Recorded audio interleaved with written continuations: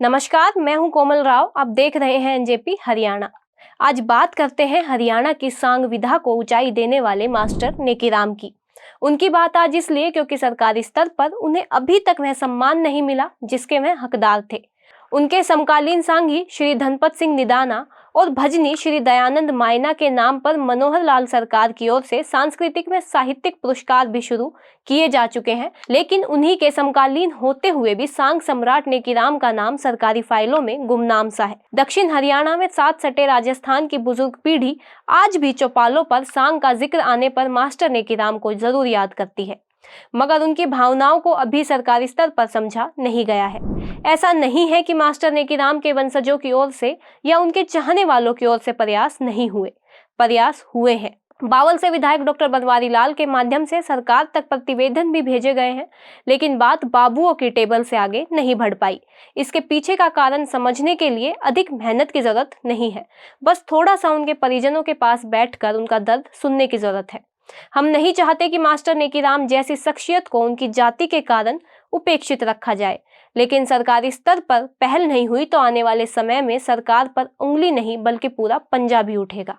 6 अक्टूबर 1915 को रेवाड़ी जिले के गांव जैतड़ावास में जन्मे मास्टर नेकीराम का 10 जून 1996 को निधन हुआ था, लेकिन निधन के 27 वर्ष बाद तक भी दिवंगत सांग सम्राट के सम्मान में सरकारी स्तर पर ऐसा कुछ नहीं हुआ जो उल्लेखनीय कहा जा सके। ऐसा तब है जब मास्टर नेकीराम की 3 पीढ़ियों ने सांग विधा को जीवंत करने में अहम भूमिका निभाई थी। मास्टर मूलचंद, मास्टर नेकीराम व मास्टर राजेंद्र सिंह तीनों ने लगभग 1 शताब्दी तक सांग विधा जैसी लोक कला को जीवंत किया था। आप अपनी स्क्रीन पर चित्रों को देखकर मास्टर नेकीराम से जुड़े इतिहास को थोड़ी गंभीरता से समझने का प्रयास करें। उन्हें 27 फरवरी 1967 को तब की भारतीय सेवा की बटालियन की ओर से सांग प्रस्तुति पर दिए गए सम्मान पत्र को गौर से देखिए। उन्हें किस तरह फेमस सिंगर व ड्रामा पार्टी का हेड बताते हुए प्रशंसा पत्र दिया गया था। यह ड्रामा पार्टी ही एक तरह से तब की सांग पार्टी थी जिसके मुखिया नेकीराम थे। वर्ष 1971 में तब की सरकार के हरियाणा कला मंडल के प्रधान ने उन्हें व उनकी टीम को लोक कला के कलाकार के रूप में मान्यता देते हुए प्रशस्ति पत्र दिया था। अब आप अपनी स्क्रीन पर 14 जनवरी 1982 का जो इश्तिहार देख रहे हैं वह इस बात का प्रमाण है कि उन्हें सुनने के लिए लोगों में गहरी रुचि थी। इसी कारण ही तब के गांव की मेला कमेटियां उन्हें आदर से याद करती थी। इसी तरह 12 अप्रैल 2001 का एक इश्तिहार देखिए, यह जब के जयपुर जिले में आने वाले टोरडा रामपुरा पावटा में मेले के आयोजन से जुड़ा है। इस इश्तिहार में नेकीराम, राजेंद्र प्रसाद, जैतड़ावास वाले के आगमन का प्रचार किया हुआ है। जाहिर है तब तक उनके बेटे राजेंद्र प्रसाद की ख्याति भी फैल चुकी थी। वर्तमान की बात करें तो लोक कवि मास्टर नेकीराम के नाम पर उनके गांव में एक पुस्तकालय बना हुआ है। वर्ष 2019 में हरियाणा साहित्य अकादमी की साहित्यिक पत्रिका ने उनके चित्र को अन्य लोक कवियों के साथ प्रथम पृष्ठ पर स्थान दिया था। जैतड़ावास में लगे गौरव गाथा पट पर भी उनका नाम अंकित है। आप अतीत के उन चित्रों को देखिए जिनमें सांग सम्राट का जलवा नजर आ रहा है। ब्लैक एंड व्हाइट कैमरे के ये चित्र ये बताने के लिए पर्याप्त है कि वह जनता की नब्ज पकड़ने वाले लोक कवि, गायक व सांगी थे। हमने मास्टर नेकीराम के परिवार से जुड़े युवा साहित्यकार, पत्रकार व कवि आलोक भंडोरिया से इस बारे में विस्तार से बात की। मास्टर नेकीराम पर ग्रंथ लिखने वाले पूर्व कॉलेज प्राचार्य डॉक्टर शिवताज की बातों को भी सुना। आप भी दोनों की बातें सुनिए, उनका दर्द सुनिए। सुनेंगे तो कहीं न कहीं ये टीस आपको भी महसूस होगी। आलोक जी, नेकीराम जी को सरकारी स्तर पर क्या सम्मान आप दिलाना चाहते हैं?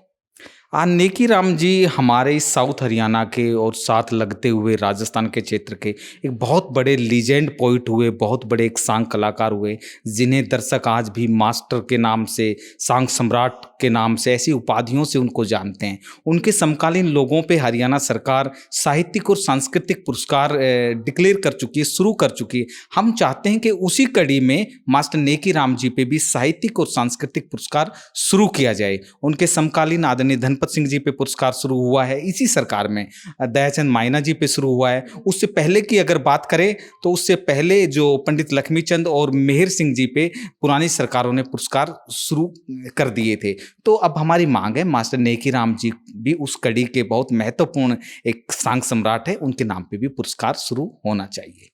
नेकीराम जी के नाम पे जो संस्थाएं हैं उनके क्या प्रयास चल रहे हैं?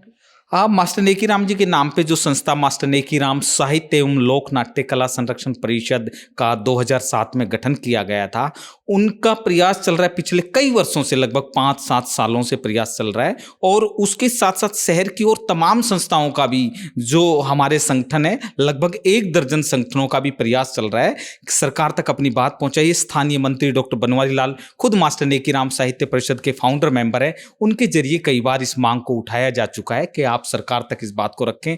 हमारे कोसली के विधायक लक्ष्मण सिंह यादव इस मामले को मुख्यमंत्री जी तक लेकर के गए। उन्होंने मुख्यमंत्री के सामने इस बात की मांग की कि मास्टर नेकीराम पे भी पुरस्कार होना चाहिए। तो इस संस्था का ही, मास्टर नेकीराम साहित्य एवं लोक नाट्य कला संरक्षण परिषद का ही परिणाम है कि वो प्रयास कर रही है। तो इस तरह के रिजल्ट लेकिन सार्थक तब होगा तब पुरस्कार शुरू हो जाएगा। हरियाणवी काव्य एवं लोक नाट्य गौरव मास्टर नेकीराम नामक ग्रंथ का लेखक बोल रहा हूँ, डॉक्टर शिवताज सिंह। मास्टर नेकीराम इस लोक नाट्य विधा या जिसे सांग कहते हैं उसके गौरवशाली स्तंभ रहे हैं।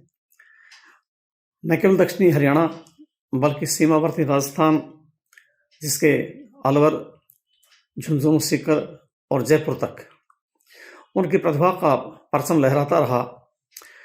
बहुत सारे प्रतिस्पर्धी थे, बावजूद इसके उनकी वाणी में जो एक गुरुता थी, उनकी वाणी में जो माधुर्य था, उनकी वाणी में जो ऊंचाई थी, जो पंचम स्वर से वो गाते थे, ऐसा दूसरों में नहीं देखने को मिला। दूसरी बात यह थी कि वो बहुत साफ सुथरा सांग करते थे, जिसमें अश्लीलता नाम मात्र की नहीं झलकती थी। माहौरा शैली में वो गाते थे, जो अपने आप में एक अनूठी। लेकिन इतनी बड़ी प्रतिभा का नोटिस नहीं लिया गया। यद्यपि उन दिनों हरियाणा लोक कला मंडल के अध्यक्ष डॉक्टर देवीशंकर प्रभाकर होते थे और उन्होंने मास्टर के सांगों का एक रिकॉर्ड लिया 19वें केंद्र में, और आज भी भारतीय ललित कला एवं संगीत अकादमी में वो प्रिजर्व हैं। लेकिन हरियाणा सरकार ने बार बार प्रार्थना के बावजूद उनके नाम का नोटिस नहीं लिया। उनके समकालीनों पर बहुत अवार्ड इंस्टीट्यूट किए गए हैं। हमें इस बात से कोई गिला नहीं है, गिला इस बात से है कि एक ऐसी शख्सियत जो हरियाणवी लोक नाट्य के गौरव थे और इस कला को उन्होंने इतना अधिक बढ़ाया और एक अनूठी शैली में, उनका आज तक कोई नोटिस लिया नहीं गया। बार बार स्थानीय विधायकों से, मंत्रियों से प्रार्थना की गई, कई बार प्रस्ताव भेजे गए, आश्वासन मिले, लेकिन अभी तक हुआ कुछ नहीं। साहित्य जगत के आप पुराने व्यक्ति हैं, हरियाणा के जाने माने कवि हैं, आप इस बारे में क्या कहना चाहते हैं? नेकीराम सांगी एक ऐसा सांगी था जिनकी 3 पीढ़ियों तक सांग किया गया, और इलाके में नहीं बल्कि पूरे देश में उनका भ्रमण रहा। हमारी ये दुर्भाग्य है, पहले पंजाब था तो हरियाणा की पूछ नहीं थी, अब हरियाणा बन गया तो दक्षिणी हरियाणा की पूछ नहीं। इसमें सबसे कमजोरी हमारी सरदारी की रही है। उन्होंने अपने सीमित तक रखा है, हमें झंडी मिल जाए बस, और कुछ नहीं करना। साहित्यकारों पर, कलाकारों पर, खेल कूद पर किसी की दृष्टि नहीं गई, अपने अपने स्वार्थ में रहे। यहाँ की राजनीति ऐसी रही। मैं तो यही दोष दूंगा कि इलाके में जागृति नहीं थी। अब भी हम बार बार जागृति लाने का प्रयास कर रहे हैं। नेकीराम जी के नाम से संस्था बनी, उसके माध्यम से कवि सम्मेलन भी होते हैं, हर जगह मांग भी करते हैं। मैं एक अच्छा कलाकार था इस इलाके का, पिछड़े इलाके का, तो पिछड़ा इलाका पिछड़ा ही रहने दिया, ऐसा हाल हो रहा है। और इसमें सारा दोष मैं यहाँ की सरदारी को देता हूँ। आप हैं तो समझ गए होंगे कि किस तरह का दर्द लोगों के मन में है। अब आप अपनी स्क्रीन पर उन चित्रों में खबरों को देखिए जो समय समय पर विभिन्न पत्र पत्रिकाओं और समाचार पत्रों में प्रकाशित हुए हैं। यह भी तब संभव हुआ जब मास्टर नेकीराम के शुभचिंतकों की ओर से पहल की गई। अगर आपको हमारी खबरें अच्छी लगती हैं तो हमारी वीडियोस को लाइक, शेयर करें और कमेंट करके हमें जरूर बताएं।